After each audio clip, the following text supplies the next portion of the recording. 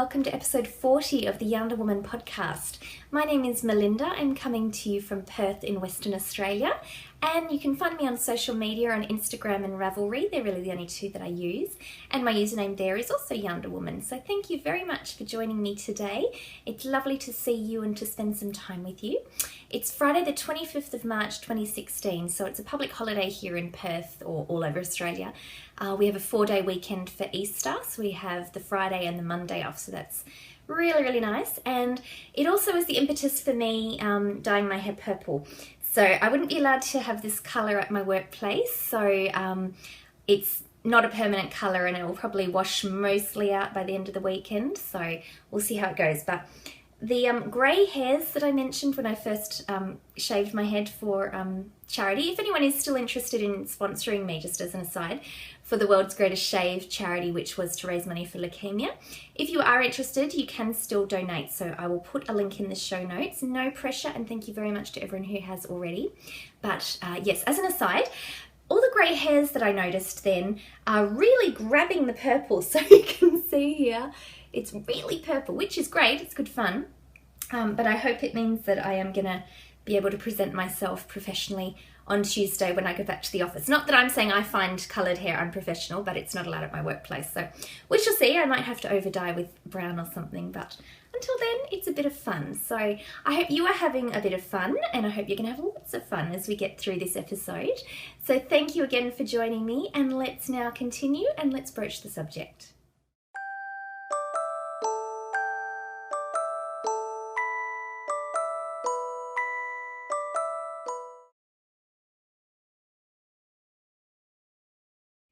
Cute little guy is a little baby owl, and that is from Creep Heart, who is a designer over in Brisbane, the other side of Australia.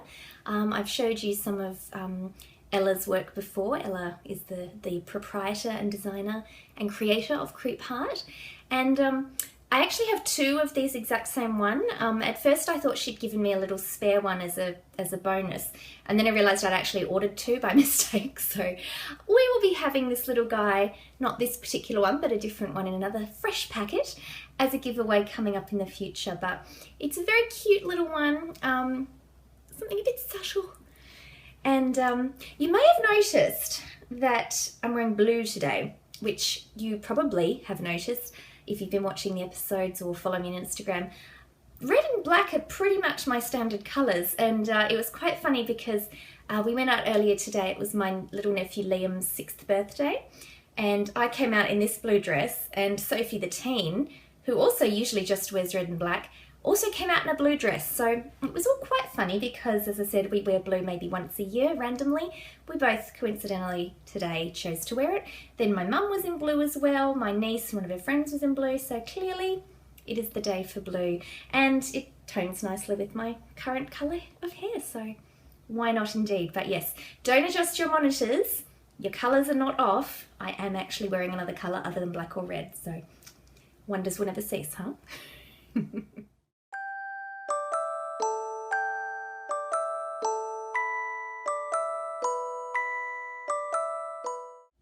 So in episode 39, I only had finished objects, and I had quite a few, and I wasn't able to show you any works in progress.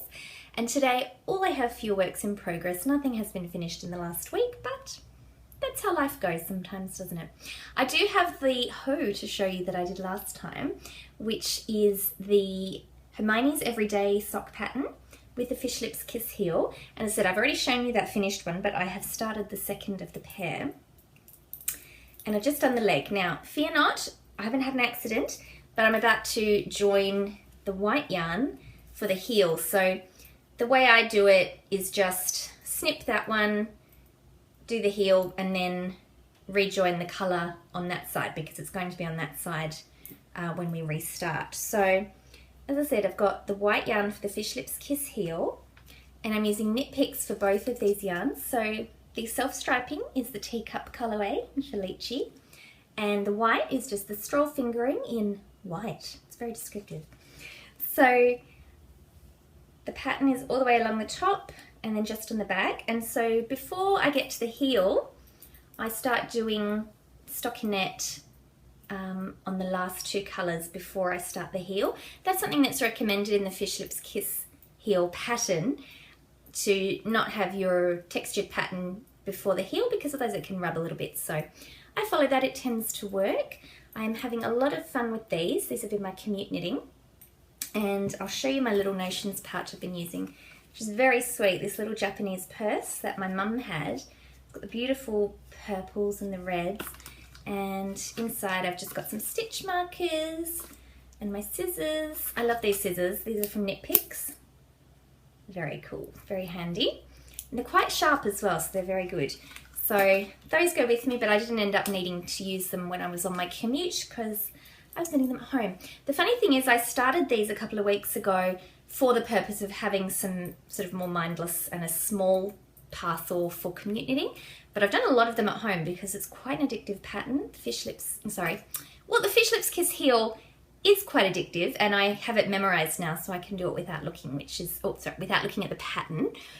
Kind of without looking, but not really, on the actual sock. But the Hermione's Everyday pattern is quite addictive, so I've been very much enjoying that.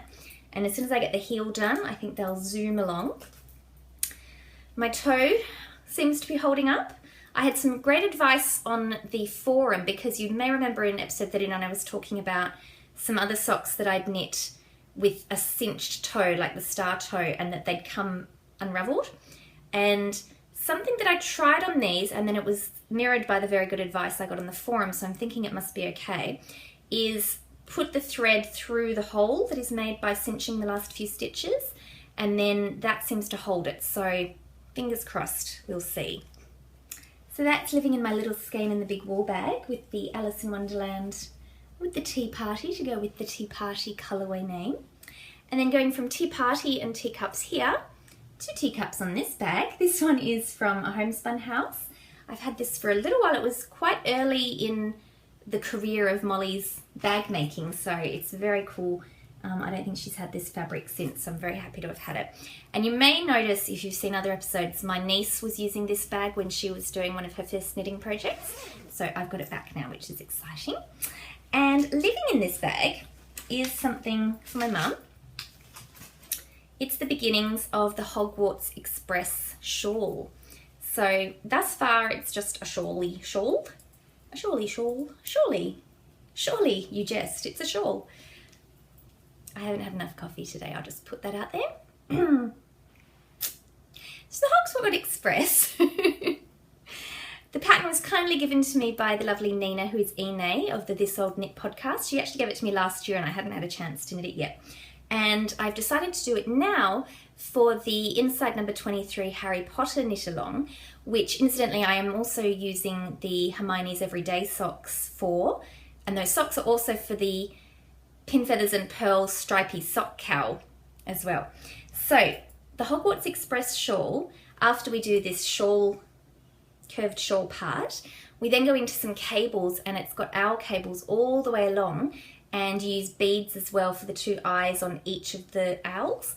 And I've never done a beaded project before, so this is going to be my first time. It's very exciting. I must admit at first I was a bit nervous, but like I said last episode, episode 39, when I was talking about the Naruto Express shawl and how that had an applied edging, and as soon as I started it, doing the applied edging, I realised it wasn't scary and there wasn't anything to worry about. And the same thing happened when I did cables previously.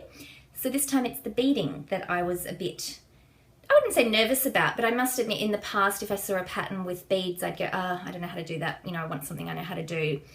Not that I don't want to keep learning, but sometimes you just want something that's easy and mindless. But there are other projects for that. So I have bought some beads.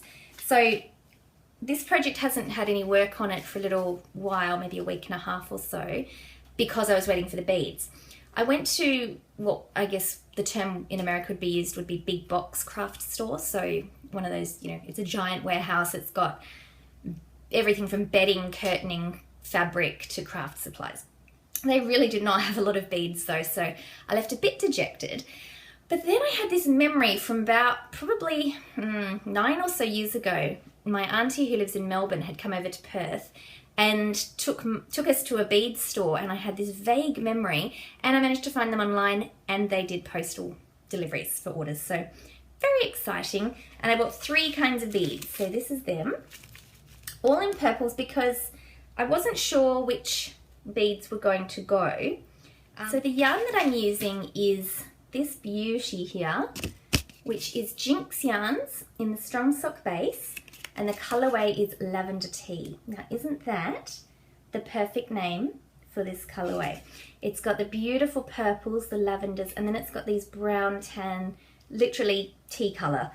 So I think it's a perfect name, beautiful colorway. And I must say, when I started knitting it and using it, I was wishing I could keep it myself. And I thought, oh, I could keep it myself. But no, I want this to be for Mum because she loves owls. I like owls too, as you can guess by the brooch this week. But I think this is going to be really more Mum's colours because I love the tea colour in this. But I think because my neutrals that I go for are more the cooler tones like greys and blacks, I think I won't have as much in my wardrobe to wear with this sort of browny tan colour. Whereas Mum will, so I think it's going to be perfect for her. And let's face it, I can borrow it if I want. It's not like Mum's never going to let me use it, so we shall see how that goes. But I've got lots left. I've had this yarn for years and years and years. So if you're familiar with Jinx labels now, she has a cute little picture of herself with bright blue hair. So that this is a sign of the fact the yarn is quite old. But it was all ready to go. It was all in a cake, which is not good to store yarn in cakes for too long, but it seems to be knitting fine. I don't think it's pulled any of the yarn that was in the middle of the cake. I think it's quite sturdy. It hasn't stretched out, so I think we'll be okay.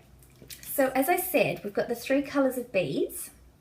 And I also wasn't sure of the size because I think I looked up online that a number 6 bead is good for fingering weight. But I think I got some number 5s and number 6s to just sort of see how I could go. Because I was ordering online, it was a bit hard to tell with the colours, and we'll see. Now I can't even remember which ones I thought I might use. I'm going to measure them and see how we go. Because I think these ones are a matte purple. These are a sort of more translucent purple. And these are clear, but with a purple lining. So it gives it a different look again. So we shall see. It will probably essentially come down to if only one of them fit on the yarn, then that will be the one that gets used. So it'll be a process of elimination, but I'm very much looking forward to it. The pattern talks about using the crochet hook method for stringing the beads. I know my friend Jana has been telling me she likes to use dental floss, and I've heard of that being a technique as well. I'm pretty sure I have a teeny tiny crochet hook somewhere that should fit through these holes. Several years ago I bought a whole lot of crochet hooks off eBay and they came in a whole range of sizes. So I'm pretty sure somewhere I will have that teeny tiny one. We shall see. If not, Jana, I might be getting in touch about the dental floss method. Having said that, I don't think the special dental floss that I've heard people talking about that's available in the States is available here. I've never seen it, where it like gets thicker and then tapers. But anyway, I'm glad, and I'm sure you are too, that I've talked that out loud, and I think now we'll move on. So I mentioned that sometimes we all like to have a more mindless project where we don't have to think too much, and for me that is the knit night shawl pattern. So that's my go-to. I cast this on last Saturday morning, I believe it was, and I wanted it so that I'd have something quite easy to knit when I met up with Becky Westerly Whimsy from the Wrapped in Wool podcast. I mentioned that in the last episode. And I met up with her and her gorgeous little boy Emmett, and here's a very cute photo. Isn't he just so cute? And he's very well behaved and very eloquent for his age. So as you could have noticed then, he had some yarn hanging down his pink hair, and he likes to play with yarn, which I think shows he has very good taste. So the project that I took, and that I've worked on quite a bit since then, so it's grown a lot, is this, which is on the needles. So, you know, hey, doesn't it look fabulous? The Knit Night Shawl, which is all garter squishy loveliness, as you can see here, ish. And this is living in my Love Sock Wool project bag. That's the lovely Sarah of the Love Sock Wool podcast, and it's in the great vintage-like fabrics. and the lovely stripes inside. So I'm holding 2 yarns together for this shawl, and I don't have the tags in there, so that's all good. So this one is by One Twisted Tree, and that the dye behind that company is Danny, who's Prairie Girl Danny of the Prairie Girls Knit and Spin podcast. This is the colourway Rare Woman Claire, and I used this as one of my contrast colours on my Doodler shawl, so I still had quite a bit left, and I've been using, got through quite a lot of it now, but I'm still going strong. And the other one I'm holding is one of the Knit Picks Hawthorn Speckle colours that came out towards the end of last year. I don't remember what this is called, possibly just Blue Speckle or something like that. It's quite cool. It's got these blips of purpley blue. It reminds me a bit of ballpoint pens, you know, if you sort of rub with it and then the ink balls up on it, and then the next time you use it you get a blob at the beginning of your word. That's what it reminds me of, so that's quite fun. And I think they look really, really lovely together because they both tone really nicely. The paleness on the Knit Picks sort of reminds me of what a washed out version of the One Twisted Tree yarn would be, like it's that similar tone. So I think they go beautifully together. And this is going to be a present for a friend, so I think she's really going to like it. It's going to be nice and squishy because it's held double. I'm knitting it on 5.5mm needles. These are the Knit Pick Zings. Sorry, not Knit Picks, Knit Pro Zings. Zings anyway. The ones where it's a different colour for the different sizes. And that's going really well. It's just nice and mindless. I'm not sure how much longer I'm going to do it. It's one of those patterns where you can just keep knitting till you want to stop, until you think it's big enough. And because it's on the needles that are now too short for it, it's a little bit hard to know, and it's obviously going to block longer, but I think I'll keep going for a little while longer. That's the middle, so that's the widest part here. So I think it's still got some more space, but that one's very enjoyable, very mindless, and good for teaching little kids at parties. So another present that I am working on presently is a spider for my little niece or second cousin. So fear not, it doesn't look too much like a spider, so I think it's okay, but if, on a serious note, if you seriously do have some form of arachnophobia, please look away if you're worried, but all we have so far is this body, so I don't think it looks too spider-like at this point. So this is the abdomen, and I've just started here, the head, and then I'll be doing the legs, and that involves doing an I-cord, and I'll be I-cording around some pipe cleaners so that the legs are a bit more malleable. And I think it's going to be very, very well received because the young lady in question, who's nearly 4, wants to be a redback spider when she grows up. So, you know, don't we all? So I think she's really going to like this. So the yarn that I'm using for this is by the Cyborgs Craft Room, and it says Bested as the base there, but the base name has changed. I think it's called Digital now, but anyway, I'll put a link to it in the show notes, or rather it will be linked in my Ravelry notes, to which there will be a link in the show notes, so we get there eventually. The colourway is Black Hole, so it's just a lovely hand-dyed solid black yarn, and I'll be using for the red part more Cyborgs Craft Room, and this is the Passion colourway. So the pattern did call for some colour work, but it was only about 2 stitches per row, and I thought this is not the project to be starting to learn colour work. I think it'd just be a bit too fiddly when there's not really need for it. So before I go much further on this, I'm actually going to do some duplicate stitching to get the red part on. I've done a Google search to make sure I get the patterning as well as I can get it, to make it look very realistic. And yes, I think it's going to be very well received, so that's a bit fun.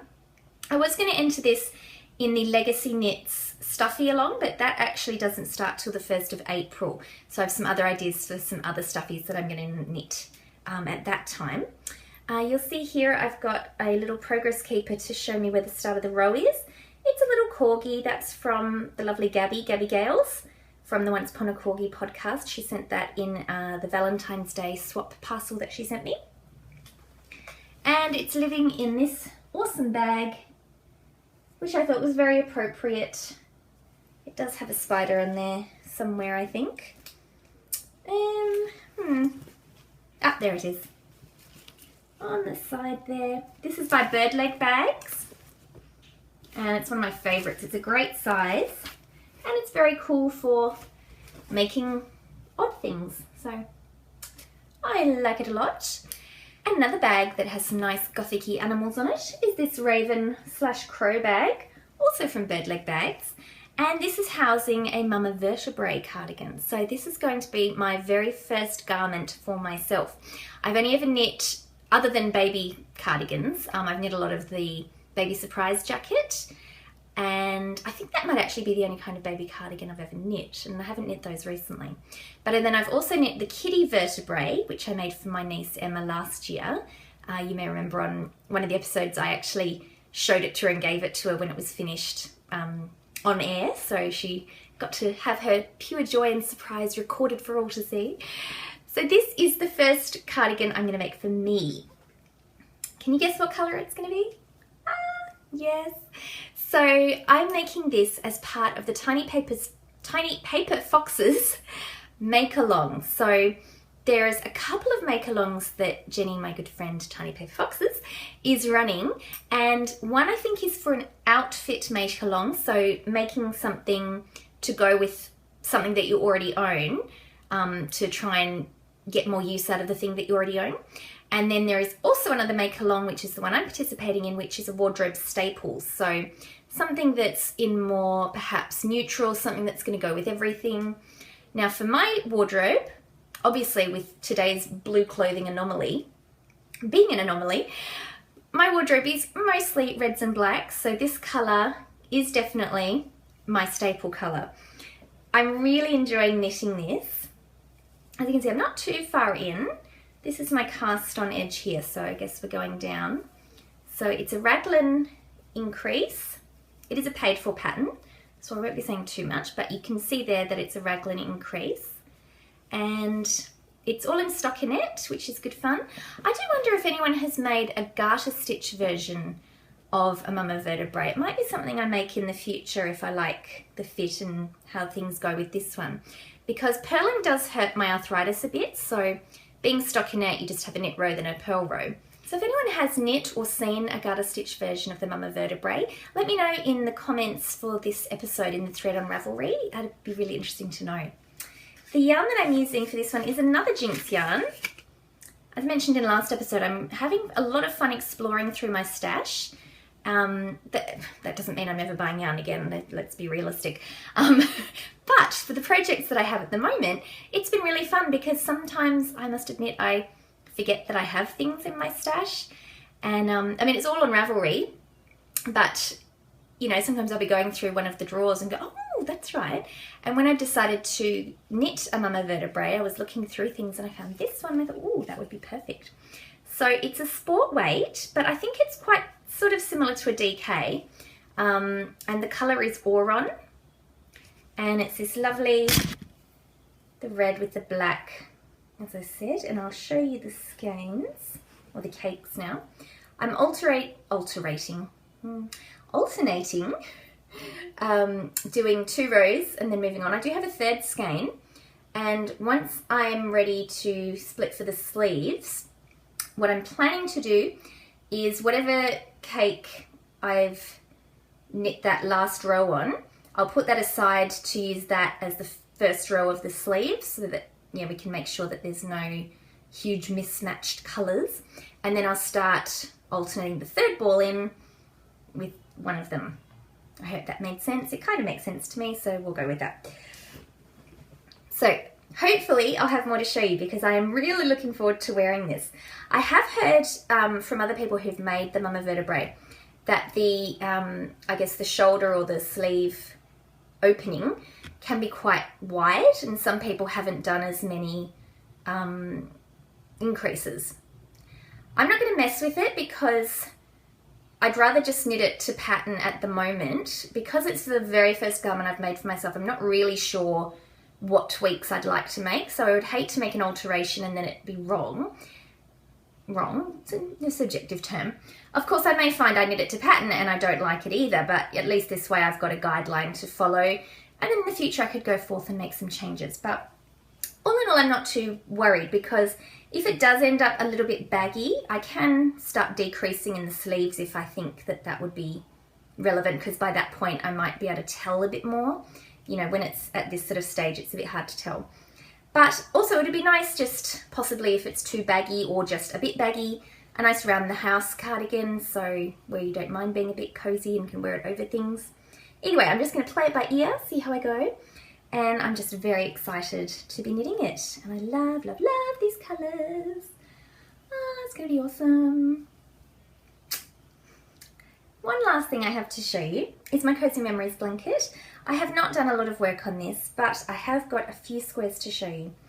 One is the giant square that I think I was partway through a few weeks ago.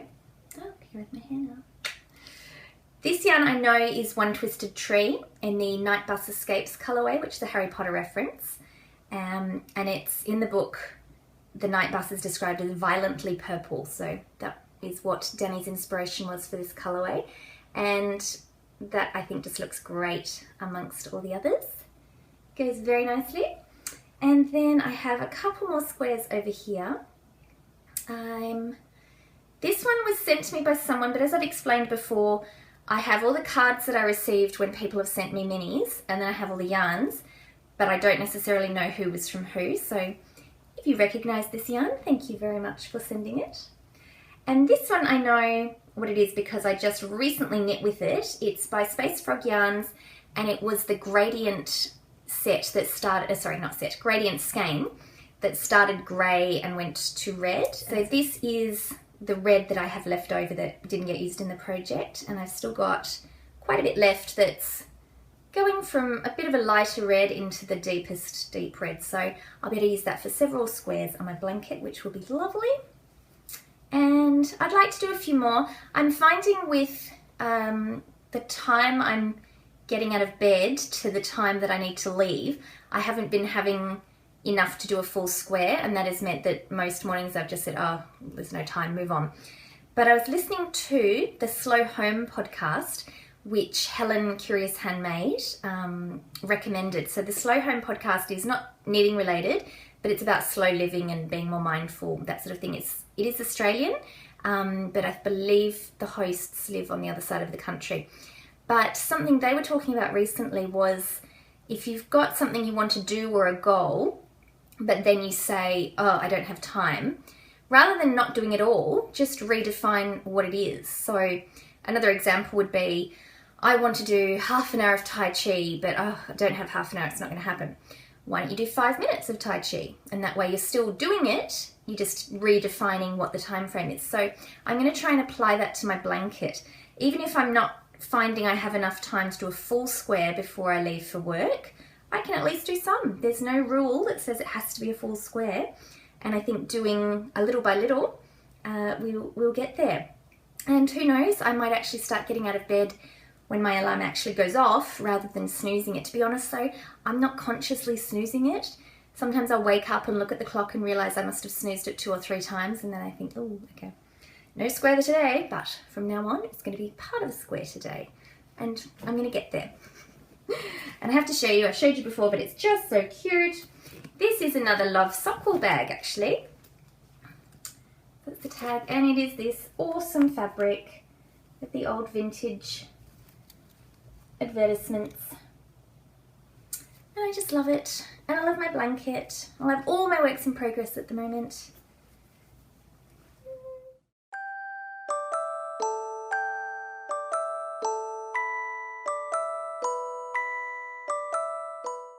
We'll be drawing some prizes in the next episode, so today I'd like to show you what you have a chance of winning in our several prize draws.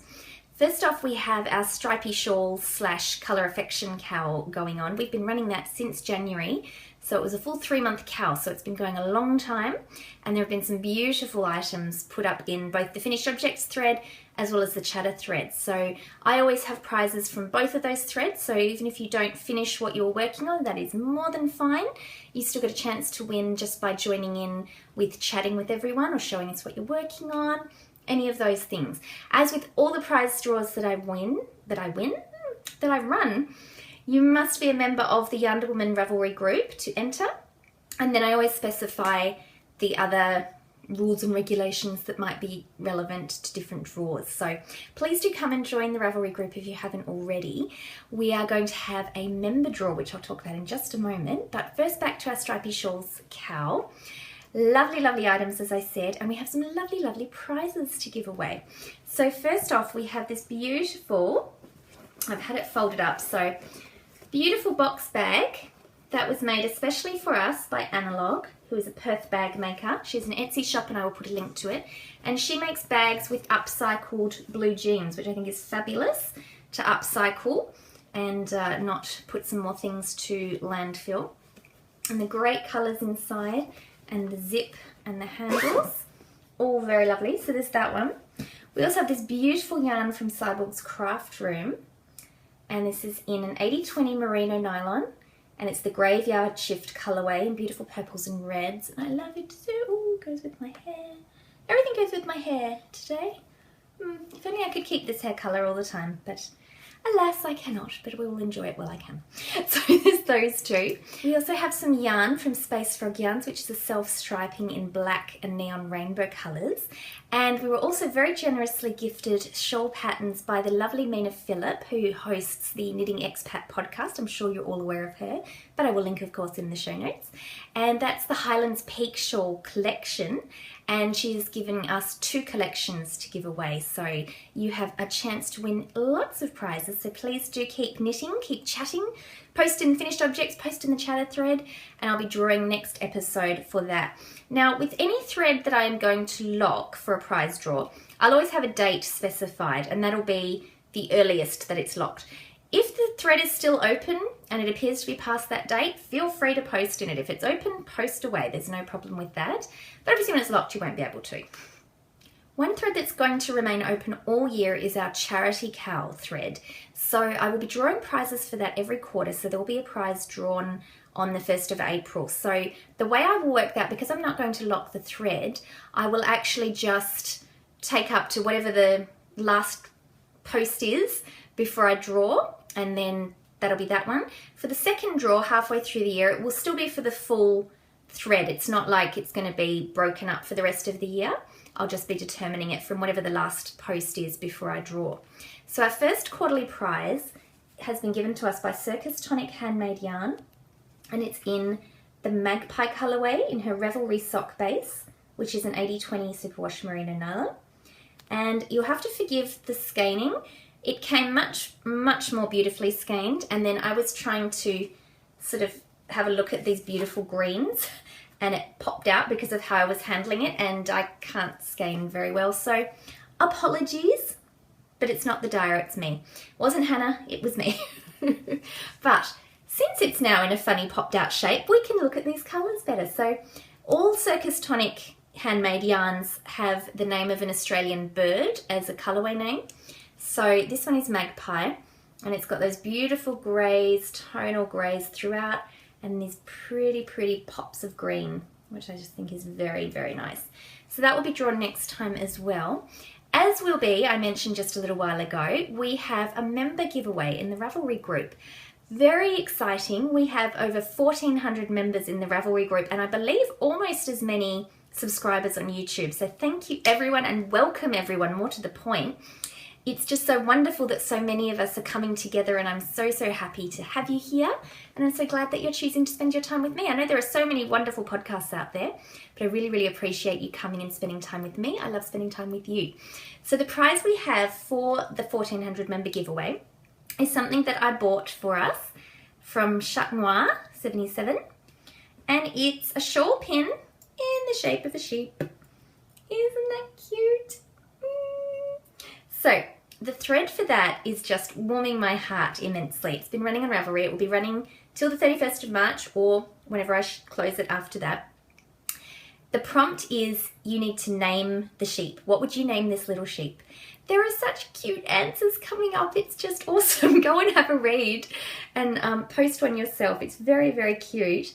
Someone mentioned that they had a lamb that was rejected by its mother, so they were sort of fostering it until it was old enough, and they used to walk around on a leash. That sounds so cute. I would love to have a pet sheep. But until then, just tell me what you would name this sheep as your pet. And prize winner will be drawn and you'll get it. It comes in this cute little bag as well. And it would be awesome to pin on one of your beautiful shawls that you've knit.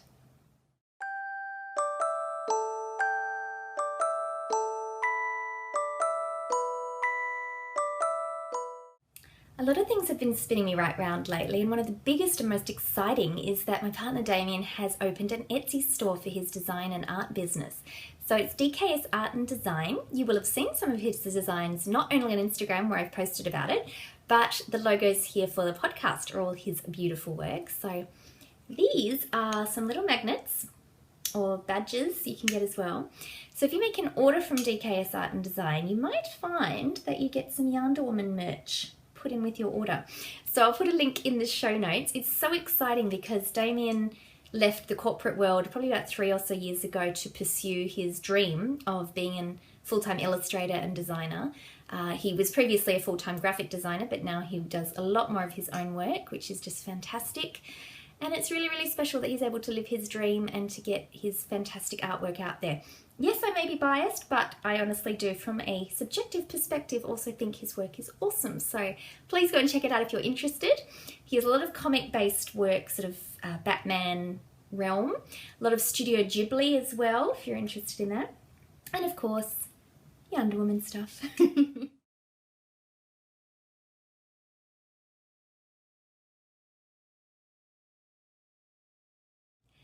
So last week I mentioned that I had had technical issues with the show notes for episode 38. I have put those up now, but I will also put links to the Perth Observatory in the show notes for this episode as well, just so you've got it all together. So I also wanted to tell you a little bit more about the Perth Observatory because I think I skipped over a few things in episode 38.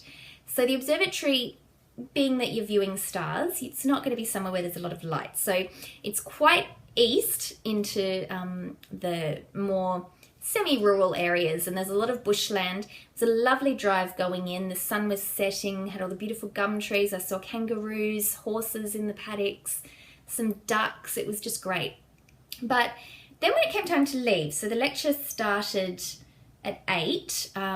Earlier than that, my cousin Megan and her husband Craig and one of their friends were playing music as some entertainment beforehand, and it was fabulous. They started, I think, a song maybe 300 years ago and then worked up to the present day, but they'd introduce it with, this song was written the year that Pluto was discovered, or this song was written the year that ... I can't think of any other science examples, but it was all things to do with space and space discovery, and it was a really fun way of bringing it all together and having those beautiful songs as well. So after that, and then there was the lecture, so I think everything wrapped up about 9:30, and it was pretty dark by then. And then there's only a limited car park, so the cars had been allowed to sort of park all over the place. But I sort of ended up feeling like I was in the Blair Witch Project or something like that, because a group of us walked back to our cars because we didn't want anyone walking alone.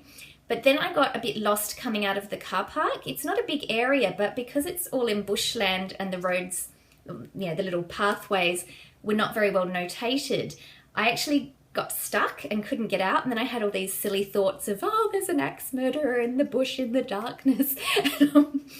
As my cousin pointed out, if there were axe murderers in the bush, there wouldn't be any volunteers at the observatory because they would all been taken out. So all irrational fears, of course, but I was like driving along, gripping the steering wheel. And then, of course, gripping the steering wheel, driving, hoping no kangaroos jump in front of my car, because kangaroos are nocturnal and so come out at night, and they can cause a lot of damage if you hit them, as well as horribly hurting or killing the kangaroo. Kangaroos are also not the most intelligent creatures in terms of roads. It's sort of, in my experience, they'll be by the side of the road for hours. A car will come past and they'll say, I'm going to cross now. And then off they, So fortunately though, I did not have any accidents, didn't see any kangaroos, but it was a lovely, lovely evening. If there's an observatory near you, I would really recommend you checking it out. I must admit I hadn't been before, but it's something I think I'd like to get more into because it's a beautiful, just lovely out in the stars. Now that we're into autumn, it's a bit grey and dreary, so it's not quite the same, but we shall see. And as I said, I will put all the links to the show notes to Luke Davies, who was the presenter. He's got a lot of very fun stuff on his website and a great way of exploring and hearing about space in more layman's terms, but making it a bit fun. So have a look if you're interested.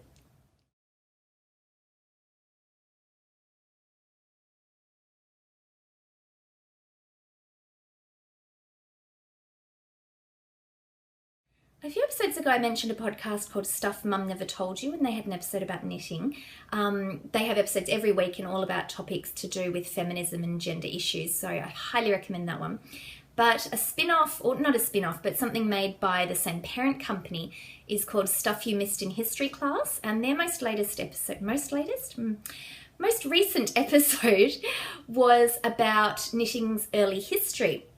And that was very interesting. So looking back from the earliest artifacts that have been found of knitting, of weaving, other things like that, but with more of a focus on knitting. And they were saying the oldest identified sock that they found, I believe, was from about 1400 BC.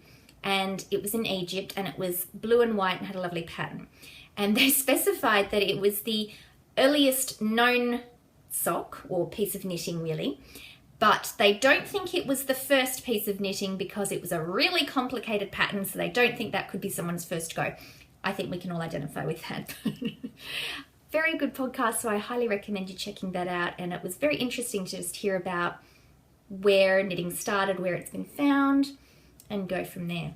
If you're after another podcast, one that's perhaps not knitting related, I mentioned earlier the Slow Home podcast is a good one, but one if you're interested in movies, a little bit of comics, a bit of pop culture, is That Film Stew, which is another Perth podcast. It's an audio one, and Damien actually did the promo artwork for the two hosts, and he's drawn them in a Spider-Man and a Ghostbusters outfit respectively, and that's a really good one. It's done weekly. There are film reviews as well as film chats, sometimes some trivia. You can guess the scene.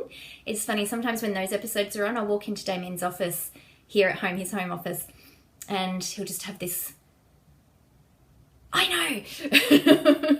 So definitely good fun if you want to challenge your mind on what your movie reference or TV references knowledge are. And I'll put a link to that. All the other podcasts I've mentioned throughout the episodes, all in the show notes, and that can all be found at www.yarnderwoman.blogspot.com.au.